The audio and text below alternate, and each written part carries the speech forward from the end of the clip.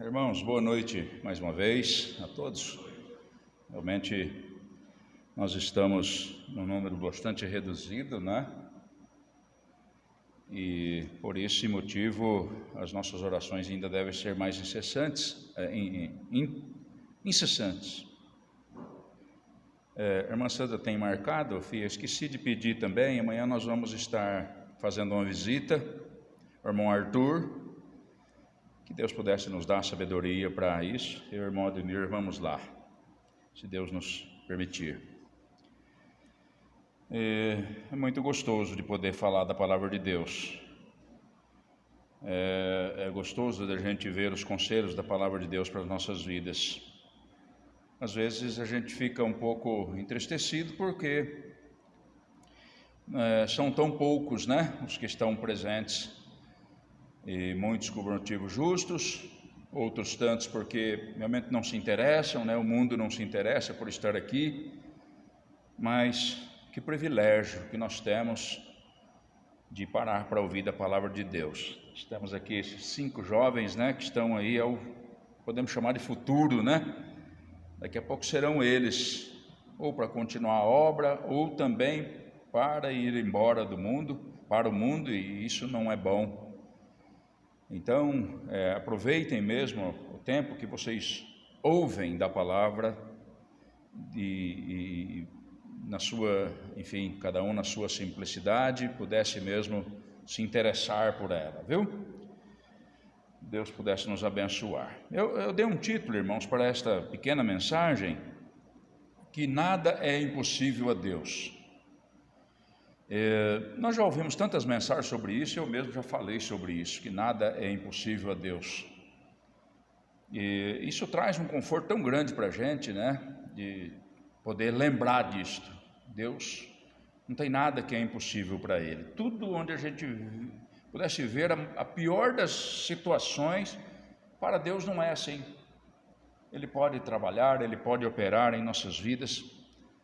Então, quando a gente fala de que nada é impossível a Deus, isso deve trazer para aqueles que estão aqui nesta noite confiança. Confiança para suas vidas, confiança para os problemas que foram retratados, que foram lançados. Confiança.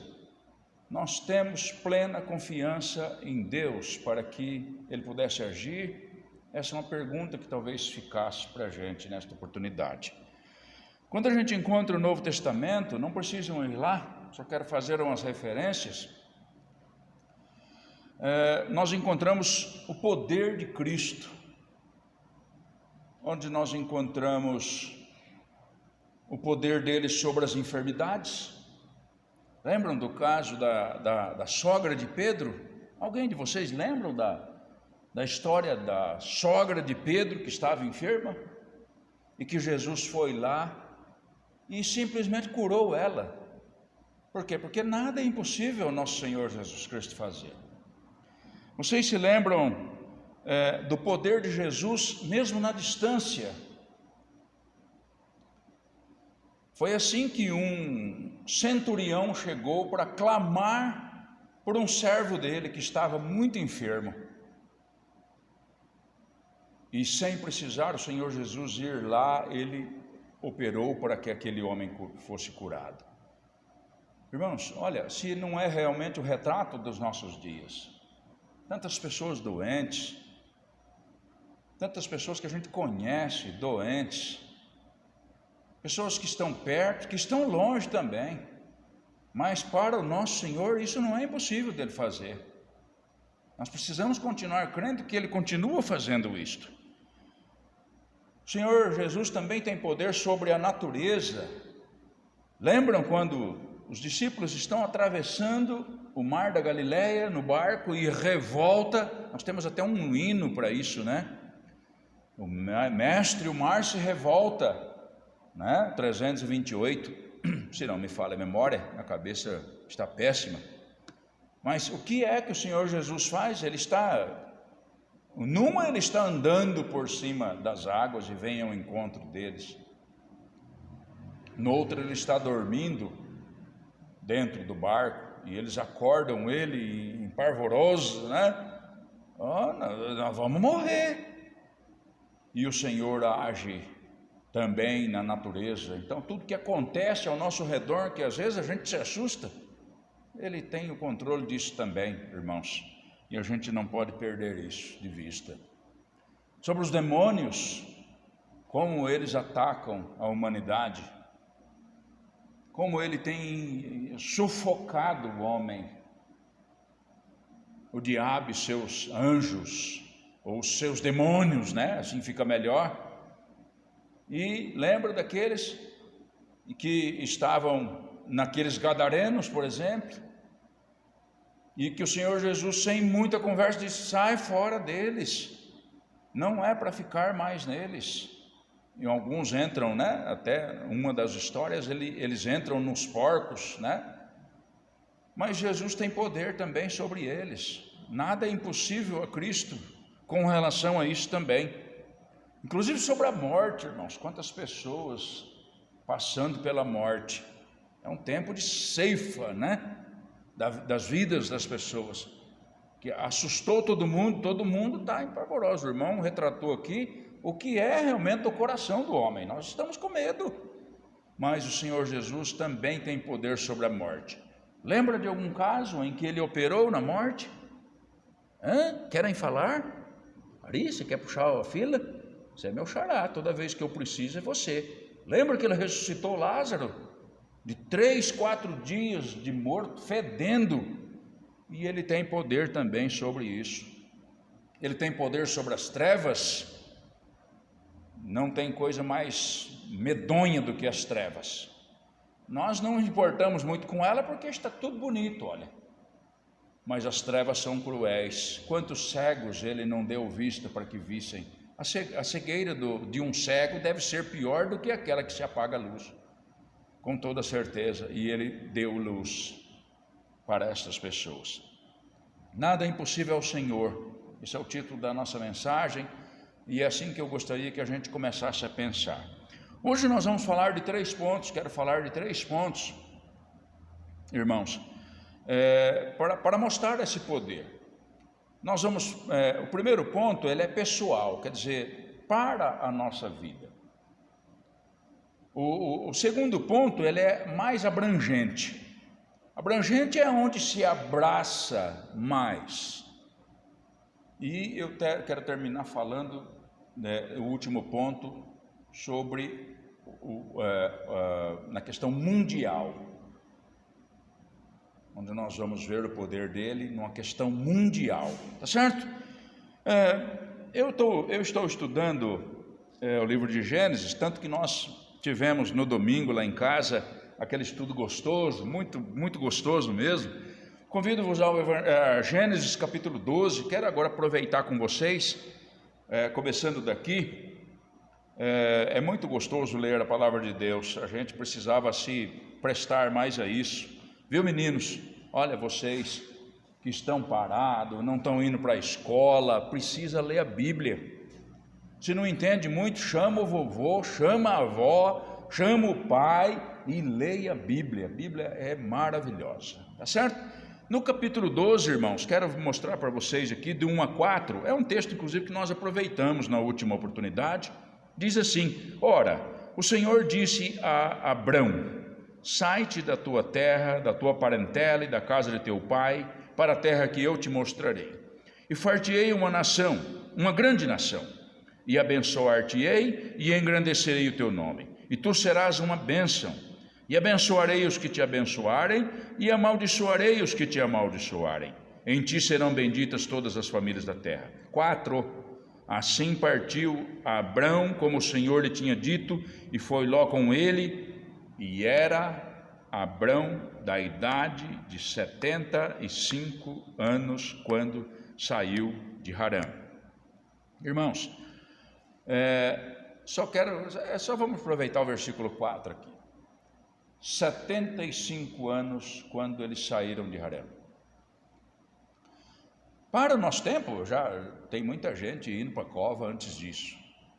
Com esta pandemia, muito antes disso.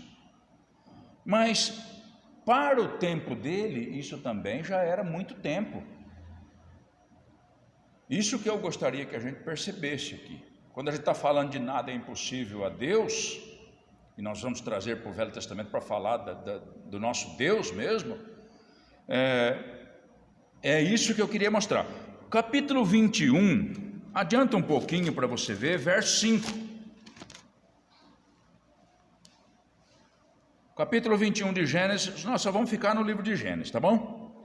21, verso 5. E era Abraão, olha, até o nome dele foi trocado, da idade de 100 anos, quando lhe nasceu Isaque, seu filho. Ora, irmãos, nós estamos falando de 25 anos depois de uma promessa dada. Porque Deus não tinha força para fazer? Não. Não é que Deus não tinha força para fazer. Nós vamos ver detalhes aqui, que é porque Deus quis mostrar para eles que o que foi feito por Deus. Isso que é importante da gente pensar. Quando nós falamos de pessoal, irmãos, por quê? Porque dizia respeito à casa dele. Nós não vamos nem falar de uma grande nação que está prometido. Nós vamos falar que para ter uma grande nação precisa ter um filho. É isso que é pessoal que eu quero trazer para a gente. Sabe? Para se tornar aquela grande nação, para ele ser uma bênção, precisa de um filho.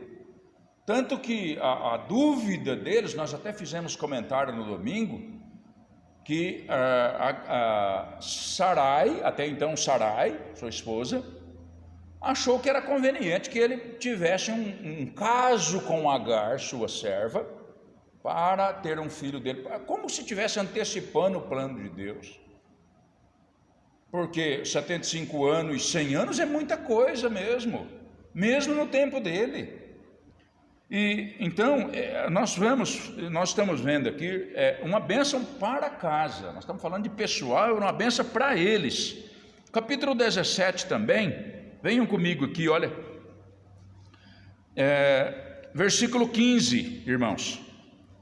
Disse Deus mais a Abraão, a Sarai, tua mulher, não chamarás mais pelo nome de Sarai, mas Sara será o seu nome, porque eu hei de abençoar e te darei dela um filho, e abençoarei e a abençoarei, e será mãe das nações, rei de povos sairão dela. Então caiu Abrão sobre o seu rosto e riu-se, e disse no seu coração: a um homem de 100 anos há de nascer um filho, e dará à luz Sara da idade de 90 anos. E disse Abrão a Deus: quem dera que viva Ismael diante de teu rosto. E disse Deus: na verdade, Sara, tua mulher, te dará um filho, e chamarás o seu nome Isaque, e com ele estabelecerei a minha aliança, por aliança perpétua para a sua descendência depois dele. Irmãos, o que nós estamos vendo é justamente o que a gente vê na nossa vida. Sabe, em situações que esse tempo é propício para a gente falar de situações difíceis, né? Tem os velhos, vamos orar pelos velhos. Não, agora é mais do que isso. São os problemas que apareceram para a gente. E você viu o detalhe? Quando o Senhor promete para Abraão um filho que viria da sua própria esposa, verso 17, ele riu-se. E ele fez as indagações no coração dele. Olha aqui as indagações. A um homem de 100 anos há de nascer um filho. Ele está perguntando, como se tivesse... Quem vai me responder isso? E diz mais: e dará à luz Sara de 90 anos. E aí ele exclama no versículo 18: e disse Abraão a Deus: quem dera que vives... O Senhor, mais ou menos assim, irmãos. Senhor, se o Senhor manter o meu filho Ismael vivo, isso já basta. Já é demais, eu acho. Para mim é muito. Você está entendendo? Então ele ri da situação. E quando a gente acha o capítulo 18, verso 11, olha aqui. E eram Abraão e Sara já velhos e adiantados em idade. Olha, vai montando um monte de coisa que é para que se acontecer alguma coisa, eles saibam, não vieram das mãos deles, tá? Adiantados ainda, já a Sara havia cessado o costume das mulheres, nem menstruar mais ela menstruava, parou. Assim, pois, riu-se Sara consigo, dizendo: terei ainda deleite de haver envelhecido, sendo também o meu senhor já velho? Terei deleite depois de haver envelhecido, sendo também o meu senhor já velho? E disse o Senhor a Abraão: por que se riu Sara, dizendo: na verdade darei eu à luz ainda, havendo já envelhecido? Haveria coisa alguma difícil ao Senhor? É a pergunta que o Senhor faz para ele e para ela. Aqui é mais para ela, mas para ele que já riu lá atrás. Irmãos, o fato é o seguinte: tem situações que fogem das nossas mãos, sabe? É gostoso a gente sair daqui e ali na farmácia comprar um remédio e o remédio fazer efeito. E nós chegarmos na igreja: irmãos, agradeço muito porque melhorou minha saúde, viu? Mas quando a gente se encontra numa situação como eles, às vezes é com esta incredulidade que a gente olha para a situação, irmãos. É assim que eles estão. Talvez tenha um deboche aqui, esse rio aqui, talvez seja um deboche, talvez seja um descrédito, ou seja, é muito. Olha como que nós impedimos Deus de trabalhar muitas vezes, irmãos. Nós impedimos Deus de trabalhar porque nós achamos que é muito. Para uma coisa ou para outra, sabe? Para uma coisa ou para outra. Aos seus olhos, o texto é narrado de uma maneira que aos seus olhos não tem chance de nascer um filho dela. Ela é uma árvore seca, não tem jeito de vir um fruto de uma árvore seca. Mas como eu disse para você, o filho veio num tempo em que eles puderam saber, foi Deus quem fez isso na nossa vida. Senão a gente começa: o Abraão, Deus criou aquela coragem, né? E pegou um dia bom, né? Um dia de chuva, e deu certo. Não, nada disto. Não era nada disso que estava acontecendo aqui. Então nós, no capítulo 21, mais uma vez, nós vamos para lá, para ler do 1 ao 5. E o Senhor visitou a Sara, como tinha dito, e fez o Senhor a Sara como tinha prometido, e concebeu Sara e deu a Abraão um filho na sua velhice, ao tempo determinado que Deus lhe tinha falado. E Abraão pôs no filho que lhe nascera, que Sara lhe dera, o nome de Isaque. E Abraão circuncidou o seu filho Isaque, quando era da idade de 8 anos, era da idade de 8 dias, como Deus lhe tinha ordenado, e era Abraão da idade de 100 anos, quando lhe nasceu o seu filho Isaque. Então, irmãos, mais uma vez nós enxergamos claramente que é a operação de Deus aqui que está ocorrendo. Não tem como isso acontecer se não vir de Deus. Porque Sara e Abraão estavam inaptos para que isso ocorresse em suas vidas. Isso que fica de recado para a gente, porque o Senhor Deus age sim sobre uma pessoa, sobre uma casa, sobre uma família. Por isso que eu disse que é pessoal. Tem um detalhe que é importante, que eu gostaria que a gente guardasse para os 3 pontos que nós vamos ver. Capítulo 17, verso 1.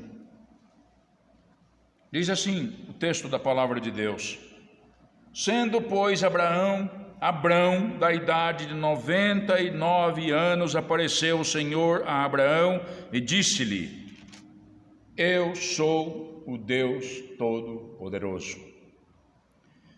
Anda em minha presença e sê perfeito. 2 pontos que nós devemos guardar para a questão pessoal, para a nossa casa, para os nossos problemas, para as questões abrangentes. Nós vamos ver que isso daqui tem que ser assim. E também para a questão mundial, que nós vamos depois abrir um leque para todo mundo. Irmãos, 2 pontos. Eu sou o Deus Todo-Poderoso. É isso que não deve fugir dos nossos ouvidos, do nosso coração. É isso que não deve fugir da nossa fé. O nosso Deus é o Deus Todo-Poderoso. E Ele faz mesmo o que lhe agrada fazer e não tem quem estorva a sua mão. Mas tem um segundo detalhe: anda em minha presença e sê perfeito. Este deve ser um princípio que deve habitar no coração de todo crente. Andar na presença de Deus, ou seja, aceito por Deus.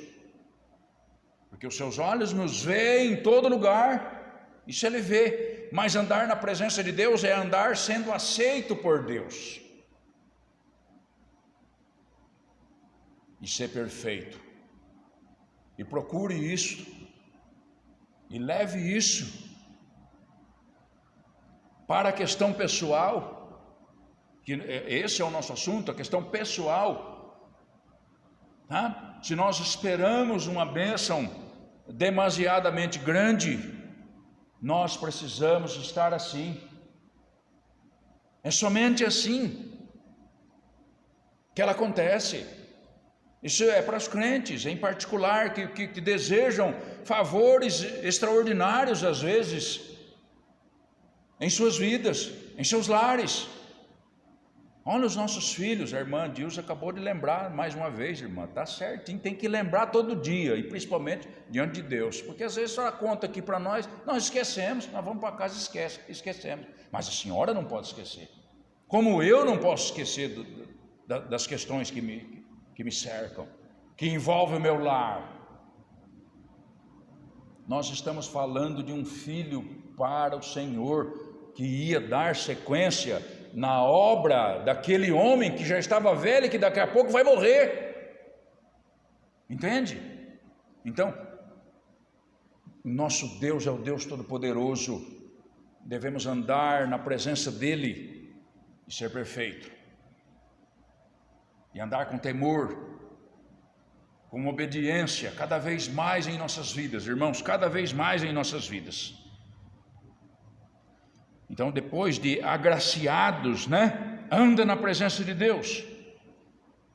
Lembremos-nos dos demais dos nossos lares que ainda não têm salvação.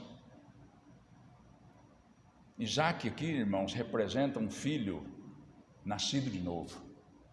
Sabe? Isaac aqui representa um filho nascido de novo. É isso que precisa acontecer com os nossos filhos que ainda não creem em Cristo. Nascer de novo. Quando eu digo que esse poder ele é abrangente, nós estamos falando do mesmo poder de Deus que atinge muitas pessoas, que atinge muitas famílias. E eu diria até que atinge muitas nações, por que não? Tá? Ele também não é limitado para isso não. Tá bom? Olha aqui, no mesmo capítulo 12, de 1 a 3.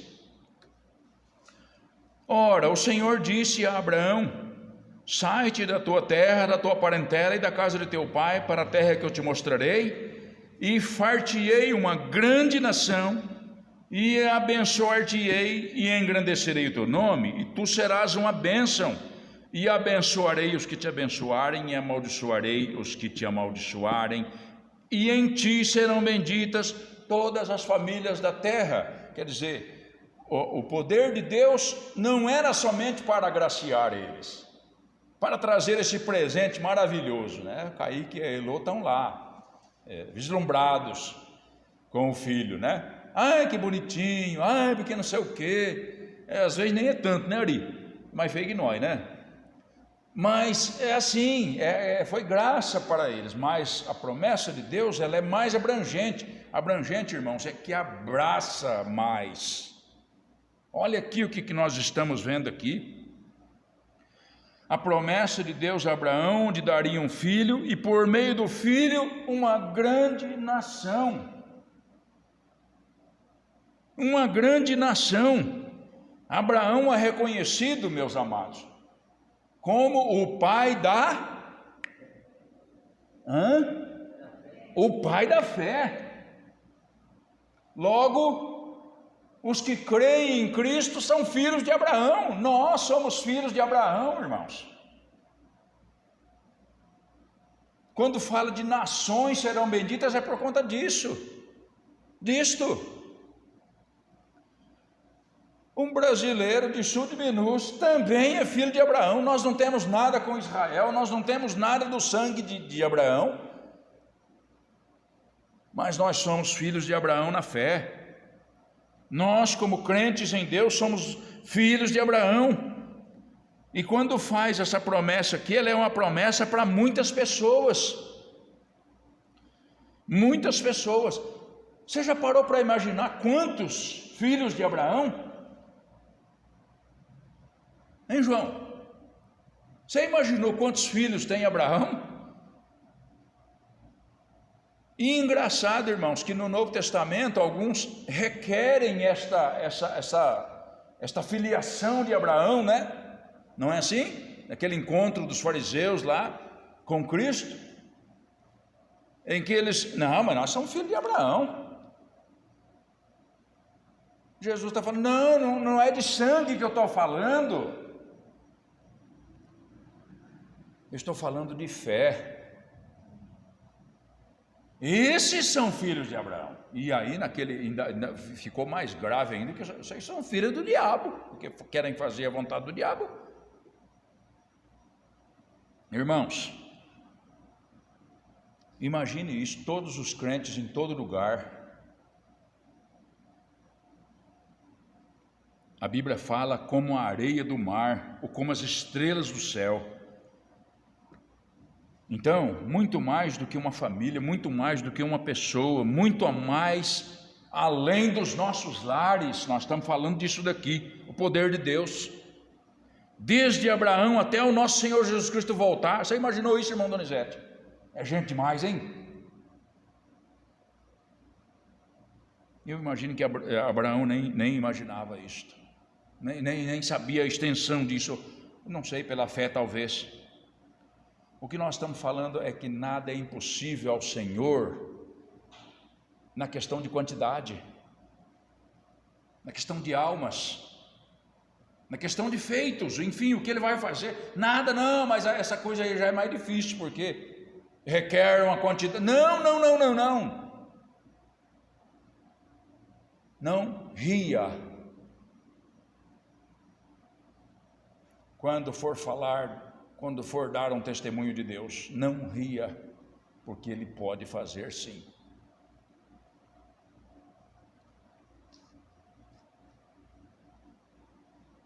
E o terceiro ponto, irmãos, é na questão mundial, como eu disse para você, ou seja, onde o mundo inteiro está inserido, onde cada um aqui, nesta noite, nós somos pouquinhos, né? Está supostamente destinado também, sabe? Capítulo 18,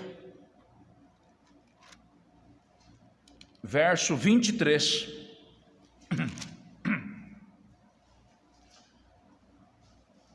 Aqui nós estamos vendo Abraão intercedendo por Sodoma, até o 33, você viu aí?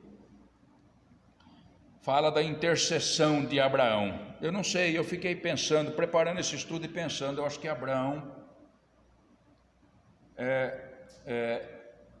ainda que ele não entendia tudo, mas ele já entendia muita coisa, viu? Pela fé, ele entendia muita coisa.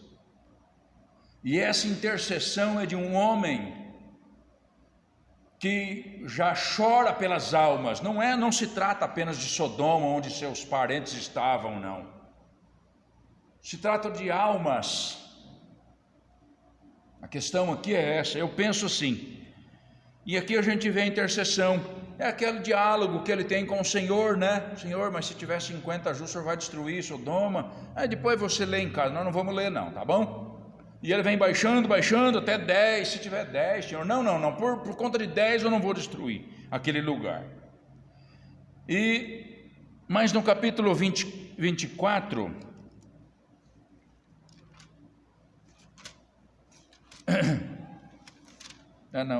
eu errei isso daqui. Não vamos a ter isso daqui não. Não. Agora que eu entendi aqui, viu? A anotação minha aqui ficou meia falha. No capítulo 19, verso 24, é isso aqui que eu quero. Está dizendo assim, irmãos, olha, então o Senhor, lembra que Abraão foi interceder, Senhor, mas o Senhor vai, não vou fazer, porque Deus é amor, Deus é cuidado. Mas olha aqui o 24, irmãos, então o Senhor fez chover enxofre e fogo do Senhor desde o céu sobre Sodoma e Gomorra, e destruiu aquelas cidades e toda aquela campina, e todos os moradores daquelas cidades, e o que nascia da terra. E a mulher de Ló olhou para trás e ficou convertida numa estátua de sal. E Abraão levantou-se naquela mesma manhã de madrugada e foi para aquele lugar onde estivera diante da face do Senhor. E olhou para Sodoma e Gomorra e para toda a terra da campina, e viu, e eis que a fumaça da terra subia como a fumaça de uma fornalha. E aconteceu que, destruindo Deus as cidades da campina, lembrou-se Deus de Abraão e tirou a Ló do meio da destruição, derrubando aquelas cidades em que Ló habitara. Irmãos, a questão mundial que eu quero mostrar para vocês já não fala de bênçãos, mas fala de destruição. Nós vemos que nada é impossível a Deus para fazer aquilo que os nossos corações querem, que o povo de Deus quer. Mas nessa nossa terceira parte eu quero mostrar o que Deus prometeu fazer no dia de Cristo. Este aqui é o retrato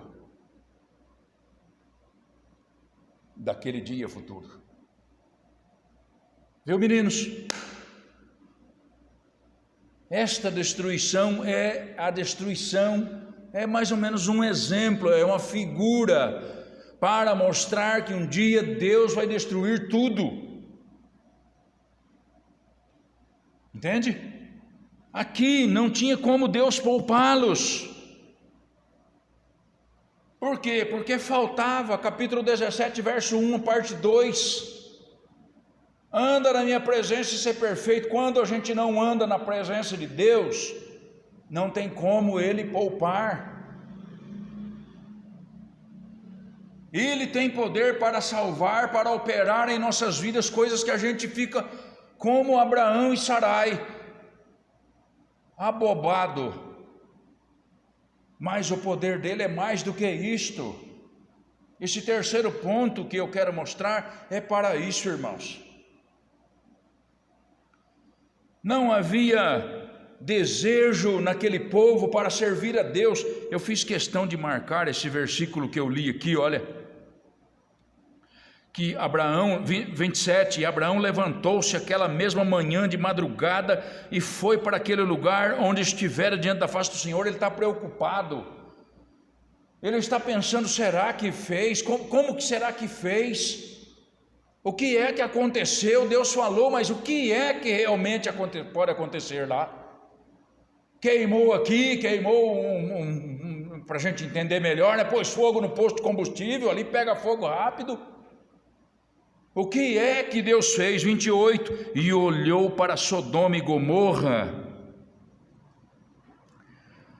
e para toda a terra da campina, e viu, e eis que a fumaça subia da terra como a fumaça de uma fornalha. Irmãos, não tem nada mais feio do que um fogo. Trabalhando na Santa Adélia, às vezes, até por último agora, eu tive que ir levar algumas pessoas que o fogo pegou, ficou uma semana queimando lá as fazendas lá embaixo. muito seco, né? Muita seca que teve esse ano passado, e o fogo pulava de um lugar para o outro, e eles tentavam segurar, e só o rio que segurou o fogo. Para você ter uma ideia, não tem coisa mais feia do que o fogo. Tudo que é beleza acaba. Os animais correm o que podem correr, não sabe para onde. Muitos deles mortos. E vou te contar uma coisa para você: não morre o homem, porque o homem é mais esperto um pouquinho, viu? E o fogo pega no canavial e vai para lá, ó, mas o homem corre para cá, pula na água. O homem dá uma de esperto, né? Talvez a gente imagine que o fogo de Deus vai ser assim também, que a ira de Deus vai ser assim também. Não, eu corro para cá, pulo dentro da água. Não sei o que o homem pensa. O homem não acredita nisto. Espero que aqueles que estão aqui nesta noite possam crer nisto. Para as suas vidas, para os seus lares, para os seus queridos, para os seus amigos, para os seus familiares, nós precisamos pensar: o fogo de Deus é verdadeiro. O mesmo Deus que opera para fazer o que Ele quer, Ele vai operar para a destruição.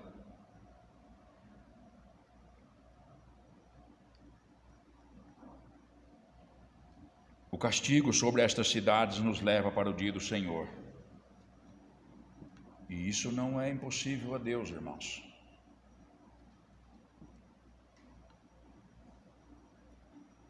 Então, o Senhor age maravilhosamente dentro da minha casa, agiu na minha vida, e age maravilhosamente neste mundo.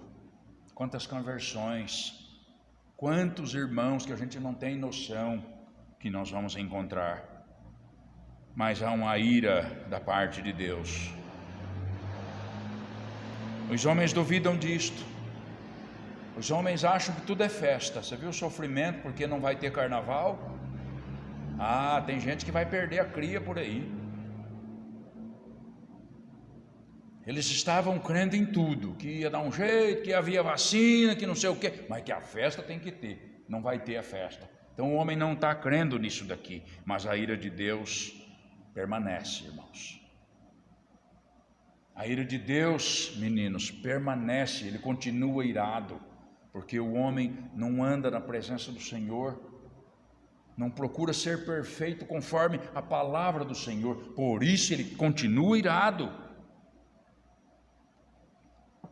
Ah, sim, o desgosto do Senhor por ver homens andando na sua própria vontade. E o que ocorreu em Sodoma e Gomorra, não foi por acaso, não. Aquilo é um retrato para que a gente entenda. Um retrato do dia do Senhor. Meus amados, Deus é bom, nós já vimos isto. Nada é impossível a Ele. Ele age com misericórdia em nossa casa e neste mundo, mas Ele está irado por conta do pecado e vai fazer justiça nesse mundo. A ira do Deus Todo-Poderoso é um fato, ainda que, como eu disse, alguns queiram encobrir, e pode ter certeza, maior do que foi em Sodoma e Gomorra. Por acaso você tem medo desse dia? Já parou para pensar nele? Eu fico com medo dele. Não somente para a minha vida, mas para tantos que a gente ama. Imaginou isto? Os nossos filhos um dia sendo apartados da gente, porque não creram em Cristo. Já imaginou isso, irmãos? Você tem medo desse dia? E não sabe como que vai ser tudo? Pois eu digo para você, creia em Cristo. Tem que crer em Cristo. Tem que confiar em Cristo. Para andar em sua presença e ser perfeito, precisa conhecer a Cristo. Senão nós andamos conforme nossa própria vontade. Tem que conhecer a Cristo.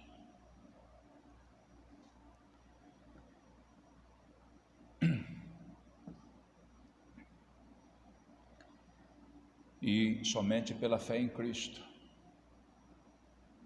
nós podemos nos tornar um filho de Abraão. Olha que coisa.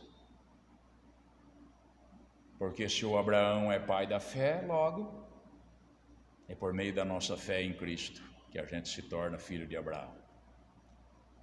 Deus possa nos abençoar, irmãos, ricamente, para a gente, nesses tempos difíceis, saber esperar em Deus e gritar e interceder por aqueles que a ira de Deus vai cair sobre. Que Deus nos abençoe, em nome de Jesus. Amém.